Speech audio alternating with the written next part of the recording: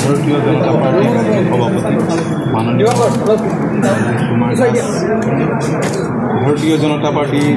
জ্যেষ্ঠ নেতা নেডাৰ আহ্বায়ক মাননীয় ডক্টৰ হিমন্ত বিশ্ব শৰ্মা ডাঙৰীয়া আৰু প্ৰভাৰী অসমৰ মাননীয় মহেন্দ্ৰ সিং ডাঙৰীয়া আৰু সাংসদ মাননীয় কামাখ্যা প্ৰসাদ ডাঙৰীয়াক আমি দলৰ তৰফৰ পৰা তেখেতসকলৰ এই সৌজন্যমূলক নিশ্চিতভাৱে দুয়োটা দলৰ মাজত যি ব্যৱধান হোৱা বুলি এটা প্ৰচাৰ চলিছিল ধাৰণা কৰা হৈছিল সেইখিনি বহু পৰিমাণে দূৰ কৰিব আৰু আমি বহুখিনি আলোচনা কৰিছোঁ এই সাক্ষাৎকাৰতে তেখেতসকলৰ যে আগন্তুক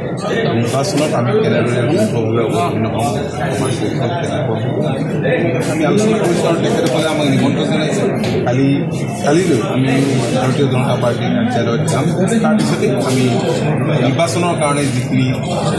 কৰিবলগীয়া কাম আগন্তুক দিনত সেইখিনি কৰিম আৰু দ্বিতীয়ভাৱে আমি সংবাদজনক আমি এই মিত্ৰতাক লৈ ৰাইজৰ মাজত যিটো কিছু ৰাইজৰ মাজত কিছু এই ভুল বুজাবুজিবিলাক এই প্ৰতিক্ৰিয়াবিলাক নিশ্চিত প্ৰতিক্ৰিয়া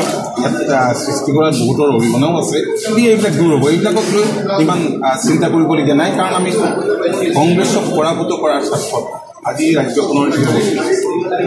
এনে পৰিস্থিতিত আমি মিত্ৰতা কৰিছোঁ ৰাইজে লাহে লাহে এই সকলোখিনি কথা বুজি পাব আৰু বহুতে বুজি পাইছে আমি অগপ দলৰ সভাপতি অতুল বৰা ডাঙৰীয়া আৰু তেওঁৰ সতীৰ্থসকলক নিমন্ত্ৰণ কৰিছোঁ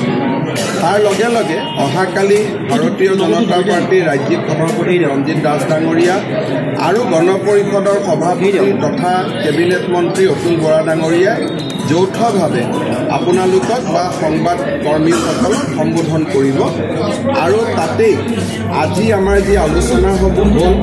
আৰু অহাকালি যিখিনি আলোচনা হ'ব তাৰ সাৰাংশ আপোনালোকৰ ওচৰত অৱগত